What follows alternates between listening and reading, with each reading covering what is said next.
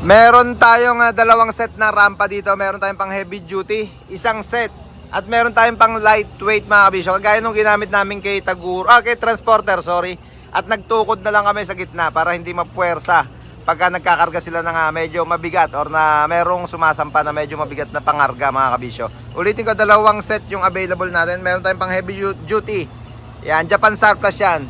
Pang heavy duty at meron tayong pang lightweight na rampa mga kabisyo. Pang forward, pang L mga kabisyo, tama yan. Ito naman pang heavy duty natin, pwede na to sa 10-wheeler. Pasok na pasok sa 10-wheeler yan.